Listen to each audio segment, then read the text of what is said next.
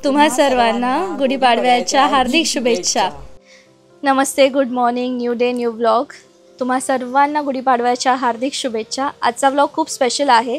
आज आपण बनवत आहोत पुरणपोळी, कटाची आमटी आणि मी स्पेसिफिकली कटाची आमटीची रेसिपी शेअर करत आहे।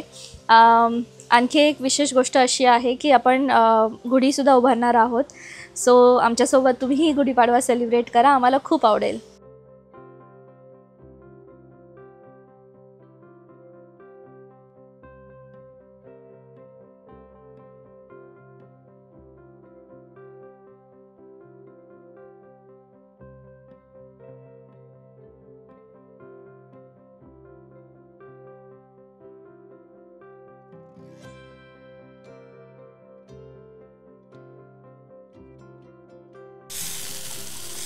हॅलो, आता आपण कटाची आमटी बनवायला चालू केलं आहे।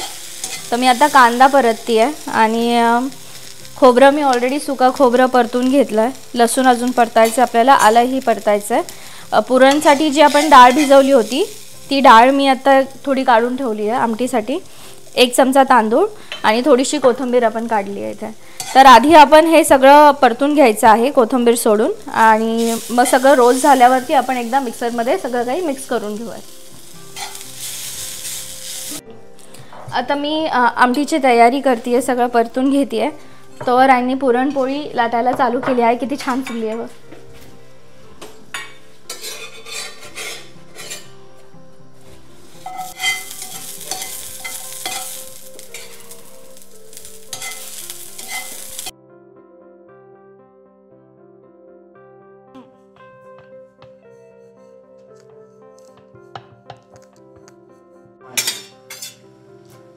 सो ॲक्च्युली पुरणाचं पीठ खूप जास्त छान मळलं गेलं आईंकडून, त्यामुळे पुरणपोळी मस्त फुगती आहे।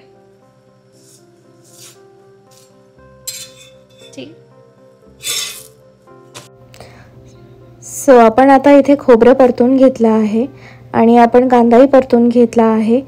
त्यासोबत आपण तांदूळ परतून घेतला आहे आणि जी डाळ आपण पुरण शिजवली होती ती काढलेली ती परतली आहे आणि आपला लसूण आणि आलंही परतला आहे। सो आपण हे सगळं आता मिक्स करणार आहोत आणि त्यासोबत कोथिंबीर सुद्धा आपण आता मिक्सरमध्ये मिक्स करणार आहोत। हे सगळे इन्ग्रेडियंट्स आता आपण मिक्सरमध्ये मिक्स करून घेऊयात।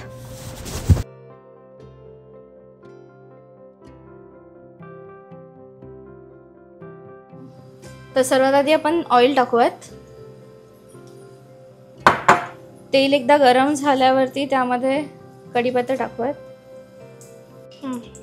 आता कढीपत्ता थोडा तडतडल्यावरती आपण त्यामध्ये हा मसाला टाकूया जो आपण मिक्सरमध्ये आता मगाशी बनवला।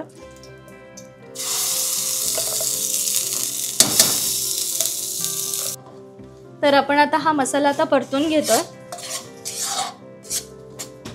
त्याला तेल सुटेपर्यंत आपण ह्याला परतायचं आहे आणि एकदा तेल सुटलं की आपण त्यामध्ये लाल मसाला टाकणार आहोत आणि मग आणखी थोडा वेळ परतणार आहोत।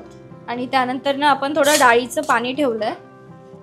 जे पुरण आपण शिजवलं होतं त्याचं पाणी आपण जी डाळ आपण पुरणासाठी जी शिजवली होती त्याचं पाणी आपण थोडं बाजूला काढून ठेवलंय। ते सगळ्यात आधी आपण ते पाणी टाकणार आहोत आणि मग आपलं बाकीचं प्यायचं पाणी थोडंसं आपल्याला हवी तेवढी क्वांटिटी होईपर्यंत टाकणार आहोत आणि मग सगळ्यात फायनल आपण त्यामध्ये मीठ टाकणार आहोत।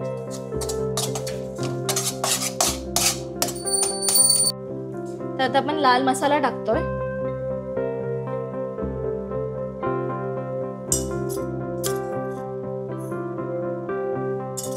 आणि एकदम थोडा काळा मसाला।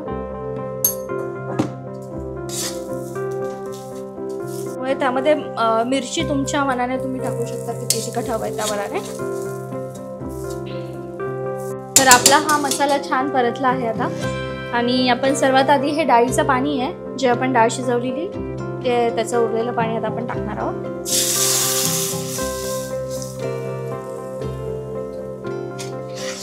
त्याला नीट मिक्स करून घेऊयात।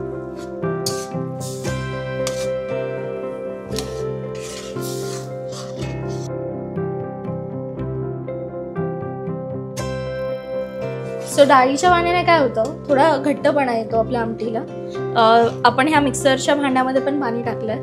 तुम्हाला हवं तेवढं पातळ करायचं असेल तर हवं तेवढं पाणी टाकून त्याला पातळ करू शकता. आणि टेस्ट पण छान येते डाळीच्या पाण्याने कटाच्या आमटीला, म्हणून त्याला कटाची आमटी असं म्हणतात.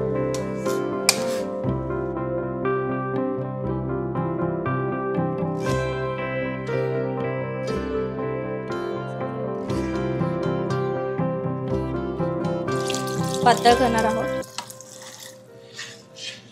I think this is good quantity, right? Is this good? So आपला लास्ट इंग्रेडिएंट चवीनुसार मीठ.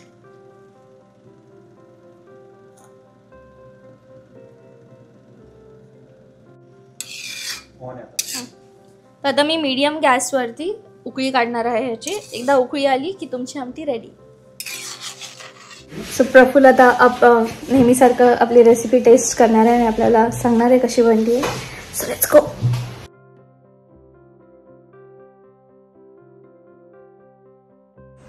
पुरणपोळी ट्राय करूया आपण.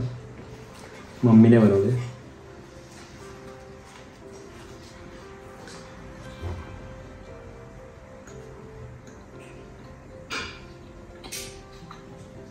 परफेक्ट गोड आहे. जसं गोड मला आवडतं तसं सेम.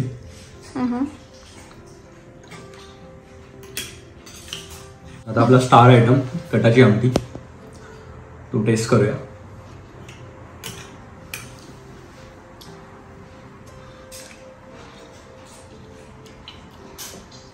माझे आहे मस्त चांगले एकदम तिखट आणि झणझणीत आहे. ओके. बायकोने बनवलाय. थँक्यू. आय रिली होप तुम्ही सर्वांनी हा व्लॉग तेवढाच एन्जॉय केला जेवढा आम्ही गुढीपाडवा सेलिब्रेट करताना एन्जॉय केला आहे. आणखी व्लॉग्स पाहण्यासाठी नक्की सबस्क्राईब करा अँड स्टे ट्यून. थँक्यू.